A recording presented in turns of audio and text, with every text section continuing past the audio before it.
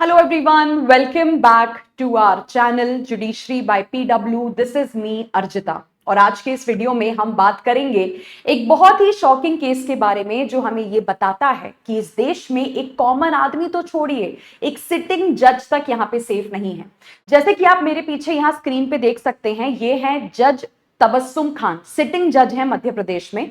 जब से इन्होंने एक फैसला सुनाया है, जब से इन्होंने 7 लोगों को उम्र कैद की सजा सुनाई है, लाइफ इंप्रिजनमेंट की सजा सुनाई है, तब से इनको इतना ज्यादा हेट दिया जा रहा है ऑनलाइन सोशल मीडिया के ऊपर, है ना। तरह तरह की बातें इनको सुनाई जा रही हैं, तरह तरह की गाली गलौज इनके साथ यहाँ पे की जा रही है। अब एग्जैक्टली ये सब कुछ क्यों हो रहा है, मतलब क्या है ये जज तबस्सुम खान कंट्रोवर्सी, क्यों इन्होंने ऐसा क्या एग्जैक्टली फैसला दे दिया है कि इतना ज्यादा हेट्रेड इनको यहां पे फेस करना पड़ रहा है, उसके बारे में हम बात करेंगे।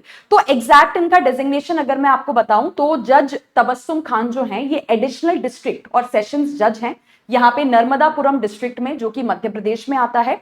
और 12 जून को इन्होंने एक फैसला दिया था, एक जजमेंट सुनाया था। उसके बाद से कम्युनल अब्यूज, मतलब इनके धर्म के बेसिस पे इनको टारगेट करना, इनको डराना धमकाना, ठीक है, और एक मतलब ऐसा कह लीजिए कि एक हेट्रेड टाइप का जो कैंपेन है वो इनके खिलाफ सोशल मीडिया के ऊपर शुरू कर दिया गया है। अब जो 12 जून को इन्होंने फैसला सुनाया था वो एग्जैक्टली क्या था वो मैं आपको पहले बता देती हूं। देखिए, यहां पे एक ट्रक ड्राइवर था शेख लाला नजीर अहमद, इनकी कुछ लोगों ने हत्या कर दी थी, कुछ लोगों ने इनका मर्डर कर दिया था, और उसी मर्डर केस में इन जज साहिबा ने फैसला सुनाया है। मर्डर केस क्या था कि अगस्त 2-3-2022 में रात के समय पे नजीर अहमद यहां पे अपने कुछ साथियों के साथ कुछ गाय भैंसों को ट्रांसपोर्ट करके लेके जा रहे थे टुवर्ड्स अमरावती, महाराष्ट्र।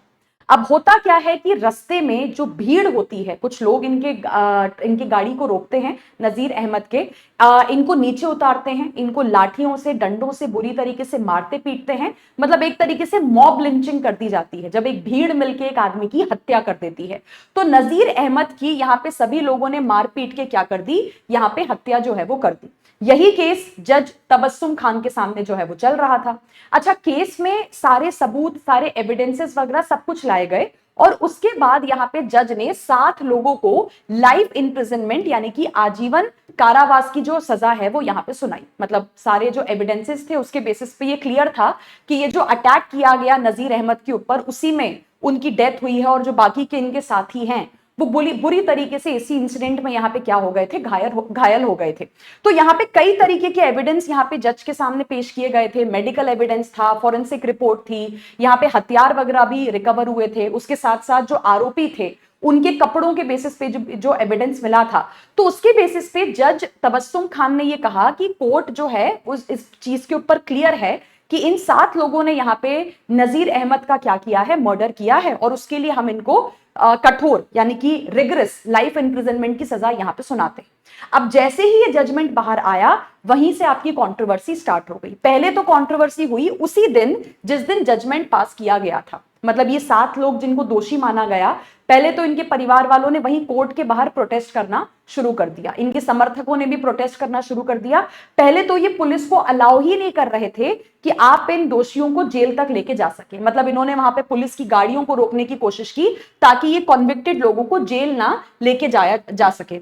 उसके बाद यहाँ पे जज तबस्सुम खान को इस फैसले के देने के बाद जज तबस्सुम खान को उनकी रिलीजियस आइडेंटिटी के बेसिस पे टारगेट किया जाने लगा। जैसे ऑनलाइन सोशल मीडिया पे एक फॉल्स क्लेम शुरू कर दिया गया कि 14 लोग हैं जिन्होंने यहाँ पे गौ रक्षक हैं 14, इनको यहाँ पे लाइफ इंप्रिजनमेंट की सजा सुनाई गई है। जबकि मैंने आपको बताया कि जजमेंट में साफ है कि 7 लोग हैं जिनको सजा हुई है, ना कि 14। तो मिस इन्फॉर्मेशन, फॉल्स जानकारी पहले तो सोशल मीडिया के ऊपर चलाई जाने लगी, ठीक है। इसके साथ साथ यहाँ पे लोगों ने ये तक कहा कि यहाँ पे नाइंसाफी हो रही है, यहाँ पे जो जज साहिबा हैं ये क्या कर रही हैं, ये धर्म के बेसिस पे जजमेंट्स दे रही हैं, डिसीजन वगैरह दे रही हैं, और यहाँ पे नाइंसाफी हो रही है, हमें इंसाफ के लिए, जस्टिस के लिए लड़ना पड़ रहा है।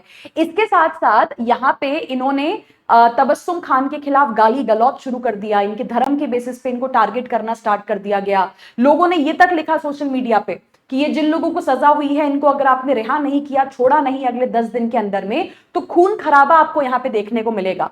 पंजाब में, मोहाली में लोगों ने जज तबस्सुम खान के जो पुतले होते हैं, जो एफईजी होता है, उसको यहाँ पे जलाया, है ना। और लोग साफ यहाँ पे कहने लग गए कि मतलब ये जज साहिबा जो है इन्होंने कॉन्स्टिट्यूशन को नहीं देखा है, इन्होंने लॉ को नहीं देखा है, इन्होंने कानून को नहीं देखा है, सिर्फ इन्होंने धर्म के बेसिस पे लोगों को टारगेट किया है। मतलब हिंदू मुस्लिम यहाँ पे क्रिएट कर दिया गया इस चीज के बीच में कि क्योंकि दोषी जो है वो हिंदू थे, जज यहाँ पे मुस्लिम है, इसलिए उन्होंने उन 7 लोगों को यहाँ पे क्या कर दिया, सजा जो है वो सुना दी।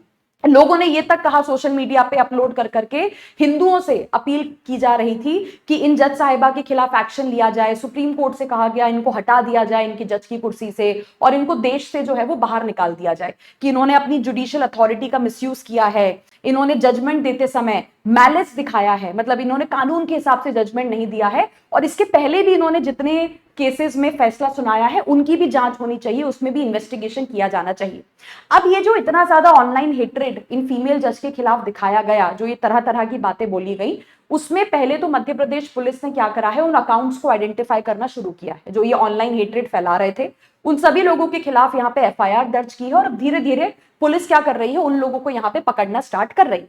लेकिन सवाल वही है कि ये जो पूरा इंसिडेंट हुआ है कि 12 जून को जजमेंट आने के बाद इस तरीके से हम एक सिटिंग जज को ट्रीट कर रहे हैं, ये पहले तो जुडिशरी के इंडिपेंडेंस पे बहुत बड़ा सवाल खड़ा करता है। ये जजेस की सेफ्टी के ऊपर आप सिटिंग जज को यहाँ पे मारने की धमकी दे रहे हैं, तो ये जजेस की सेफ्टी सिक्योरिटी के ऊपर एक बड़ा सवाल खड़ा करता है। और अगेन कि लॉ में यहाँ पे जुडिशियल ऑफिसर्स में आप धर्म को क्यों लेके आ रहे हैं, मतलब हर चीज में कम्युनल बेसिस पे लोगों को क्यों टारगेट किया जा रहा है।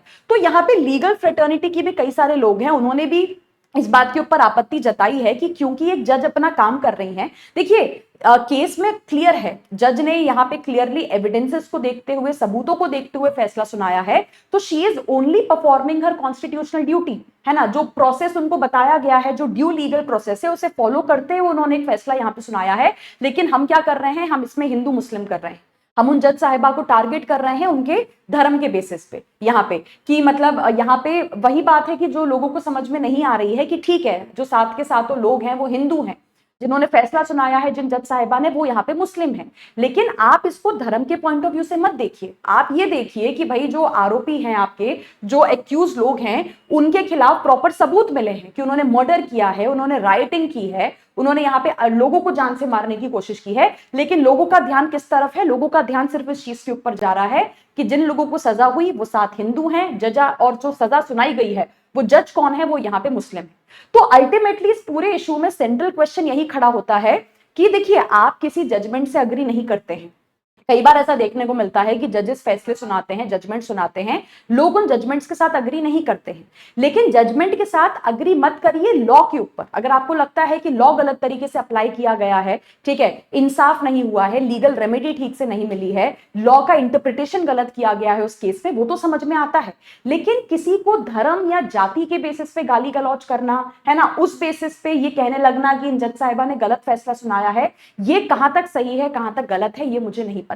और ये बात आप मुझे कमेंट सेक्शन में बताइएगा कि इस पूरे इशू पे आपका क्या सोचना है। बाकी स्टूडेंट्स, एक बहुत ही इंपॉर्टेंट इंफॉर्मेशन आप सभी लोगों के लिए कि देखिए इस समय कई सारे एग्जाम्स हैं यहाँ पे जुडिशरी से रिलेटेड, लॉ से रिलेटेड, जिनकी वैकेंसी निकली हुई है ना। अगर आप जुडिशरी एग्जाम्स की तैयारी करना चाहते हो, अगर आप पब्लिक प्रोसिक्यूटर एग्जाम्स की प्रिपरेशन करना चाहते हैं, बैंकिंग एग्जाम्स की तैयारी करना चाहते हैं, तो लगभग सभी एग्जाम्स की प्रिपरेशन आपको जुडिशरी बाय पीडब्ल्यू करवाता है। आप देख सकते हैं हमारी वेबसाइट ऐप के ऊपर जाके, चाहे जुडिशरी के बैचेस हो, पब्लिक प्रोसिक्यूटर हो, सीबीआई हो, दिल्ली एपीपी हो, अगर आप वकालत करने के लिए यहाँ पे ड्राफ्टिंग सीखना चाहते हैं, उसके साथ साथ अभी जो आईबीपीएस का नोटिफिकेशन आ चुका है, एसबीआई का नोटिफिकेशन आ चुका है, अगर आप बैंकिंग सेक्टर में जाना चाहते हैं, अगर आप AIB 22 की तैयारी करना चाहते हैं, तो लगभग कई सारे करियर ऑप्शंस जो LLB के बाद आप परस्यू कर सकते हो, कई सारे करियर ऑप्शंस की तैयारी स्टूडेंट्स आपको जुडिशरी बाय पीडब्ल्यू करवाता है।